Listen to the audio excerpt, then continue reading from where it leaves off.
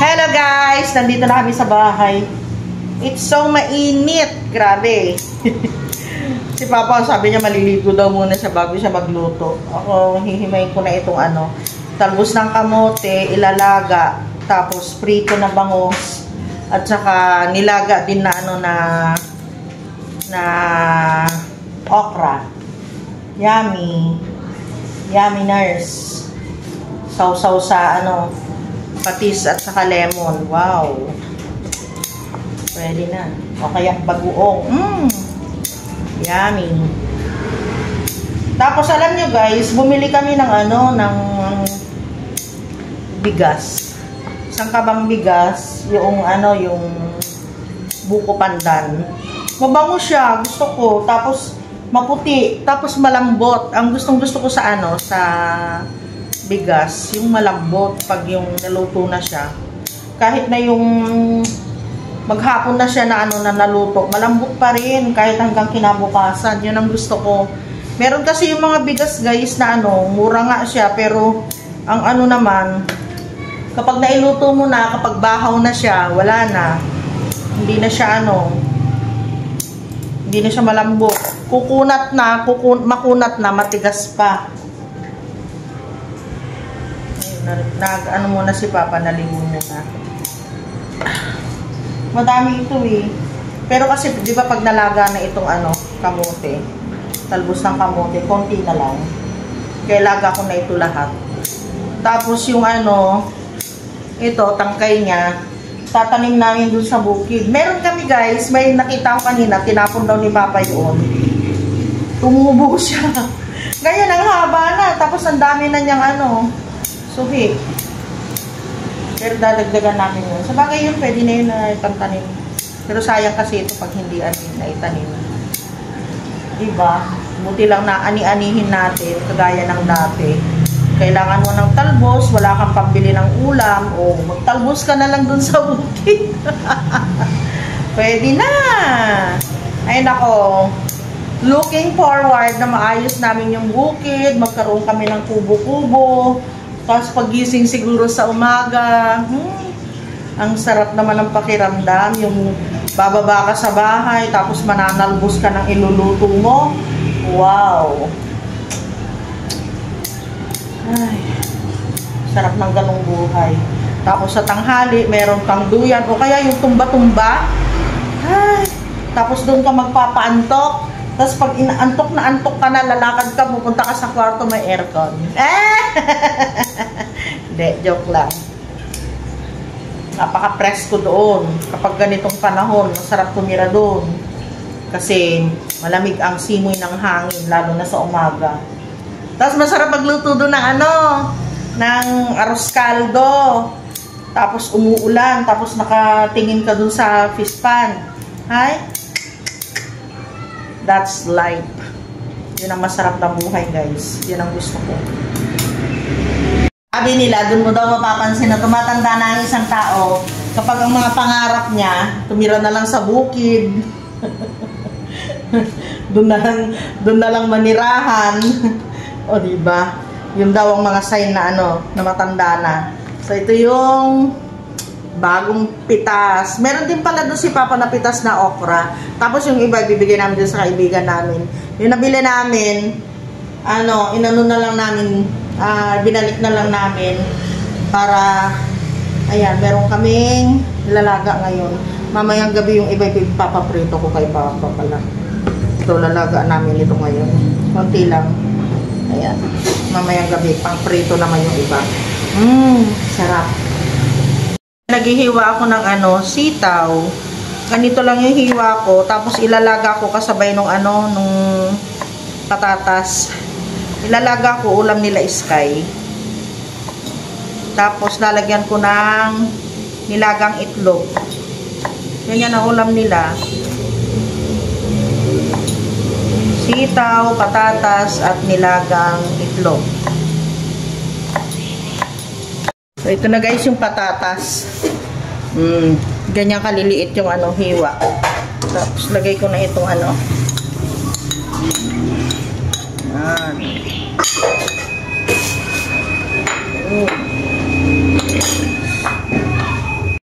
Hindi ko na ano guys, hindi ko na ilalaga ito. Didirekta ko na lang. Yun. Diba? Para masarap yung ulam ng mga bebe.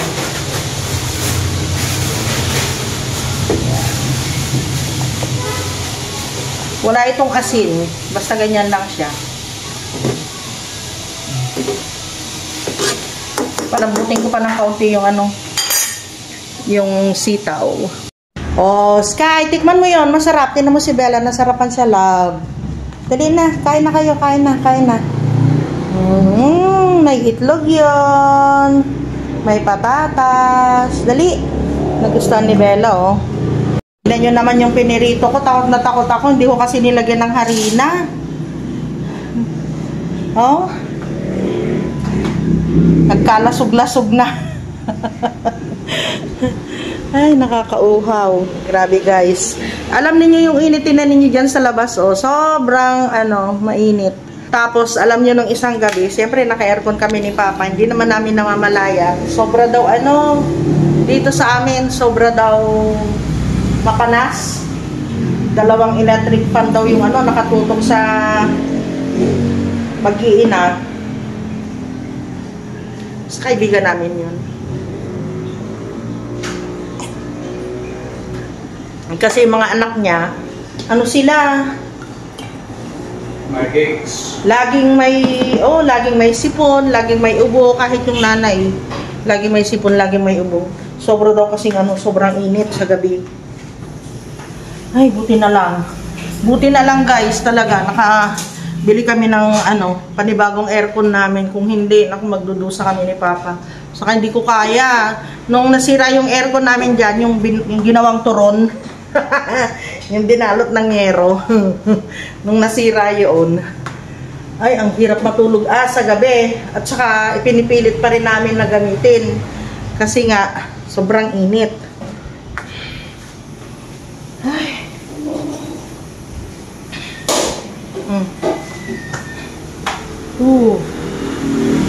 Ito, electric pa namin na ito. Yan, sabi nila matipid daw yan. Yan, maliit. Kasi maliit lang yung makina niya. Papa? Maraming gumagamit ngayon yan. Yung dalawa namin ganyan, yung kinaklam. Sabi ko, ano ba naman itong mga electric pan na ito? Binigay ko kina Tita Shirley. Kaya tuwang-tuwa sila tita. Pero okay lang, hindi naman ako nagsisi. Tita ko naman yun. Pinagbigyan. Ay, ang init talaga. Promise. Nga pala guys, naligo na nga pala ako bago kami kumain ni Papa. Ayun, nilaga niya yung kamote at saka yung okra. Sarap yun, kamote saka okra, sapat na. Pero may bangus kasi kami. Kahit na yung tahong o kaya yung tinapa. Bukas, hindi pa ba masisira yung upo? Ay, hindi mo pa ibinigay pala, hindi mo pa itinricycle yung gulay. Isaglit natin. Bibigyan namin yung gulay guys sa kaibigan namin. For our friends. Sayang naman. Gulay namin sa bukid. May nakuhang konting sitaw, konting okra, isang upo, papayang hilaw. Gusto nila yung yung manibalang na papaya. Yun, ihatid muna natin, Hal. Okay na yan? Sige, natin. Pinatay mo? Oo, patayin mo. Halika na, hatid muna natin. Alam ko hahabol si Bella. Alam niyo naman yung babaitan na yan. Tingnan niyo? Nauuna pa kaysa sa akin. Shh! Hey! Wag! Alis dyan! O, tingnan mo? Lulundag pa talaga eh. Hey! Papaluin na kita eh. Ay, kasarap.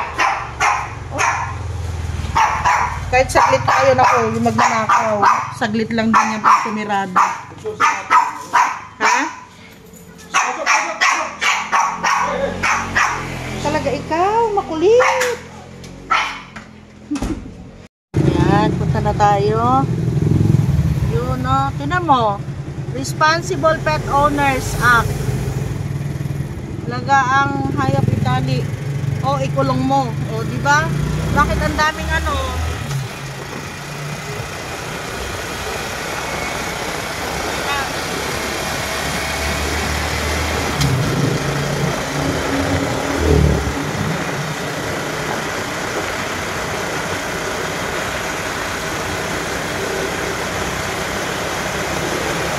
Ay, laki-laki. Ang laki-laki iwas din eh.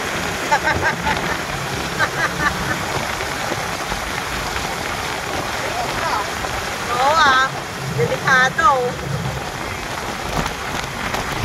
Kaya na si Papa. Bibigay lang kami ng ng gulay. Sayang kasi nasisira lang. Hindi naman namin kaya. Marami kami nakuha ngayon. Okay, let's go.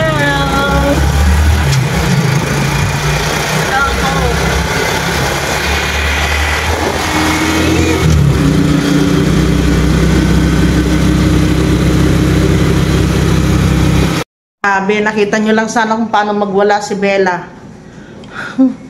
Ay, di mo nakuna. Hindi eh. Sobra, magtitili. Makasigaw eh. Grabe, ang aso talaga ito. Ay, nako. Kain tayo guys. Kain na kami ni Papa. Mamaya, alas 6 may pupuntahan uli kasi kami.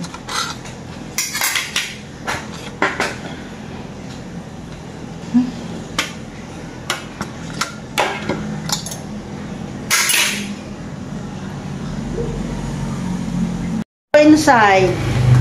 Daling ko itong Magcha-charge ako. Ay! Papa! May sumuka oh. Sino sumuka kaya?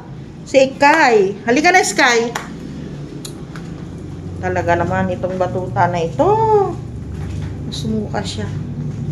Pasok na doon sa loob. Ay! Papa! Meron doon sa may pintuan oh. Tara na. Halika na, Bella. Kala ko aarte na naman ito eh. Papunta na kami sa bukid ni Papa. Galing na rin kami sa labas.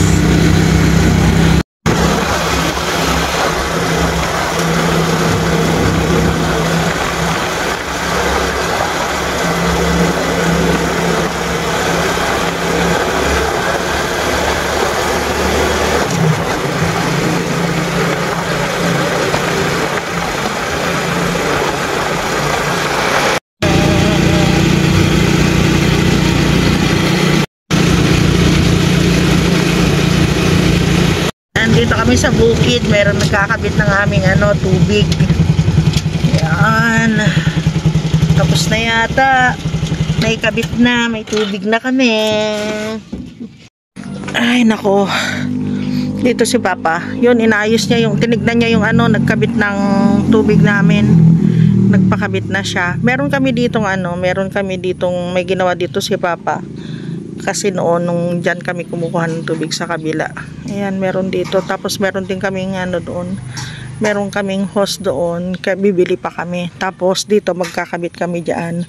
Para pag magdidilig dito.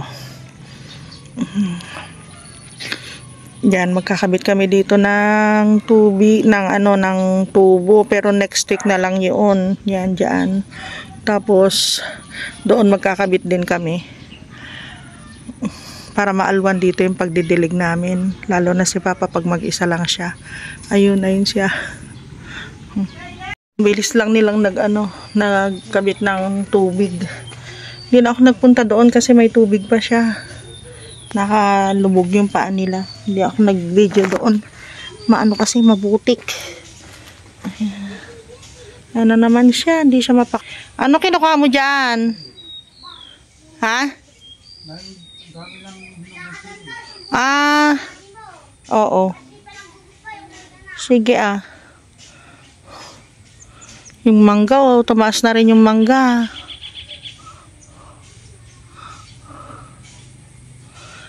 Yung yung saging sana mabawasan yung dahon niya. Para yung mangga maarawan. Ay, pag namunga Pag na yung bunga niya? Oo nga. Ay, ayun nga pala. May bunga na pala, ano? Natanggal mo na pala yung puso. Ayun. Ayun yung bunga niya. Natanggal na pala yung puso. Oo, kapag ano na lang tibain. No. Anong niluto? Ito. Parang naamoy ko naman anong pansit.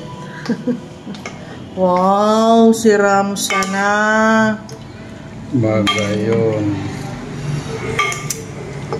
Ginataan. Nasaan na yung ano natin? Yung inihaw. Nagpaihaw kami ng isda kanina. Meron nagtitinda ng ano, dun sa may high school. Titinda ng ito. Inihaw. Yun. Sarap. Kain tayo, guys. Haba ng nilakad namin kaninang umaga. Siguro mga nasa 3 kilometro. Kain tayo, guys. Sarap ng ulam. Naalala ko dito si Kuya Dong. Gusto niya yung ganito, yung hito. Nung nagpunta ako ng Dubai, ito yung yun yung pinadala niya sa amin sa Dubai. Kahit si Ate Check, gusto niya yan.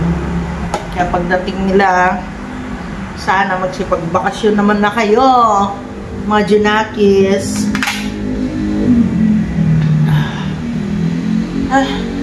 Sarap maglakad, guys. Kaya lang pag yung merong ambon-ambon, medyo delikado sa sa init. Ambon, delikado sa init. Pag may ambon, delikado. Sabi ko kasi pag galing ka sa init. Ay, grabe guys. Nakakatakot. Hindi na yata kami makakauwi. Ayan na yung bagyo.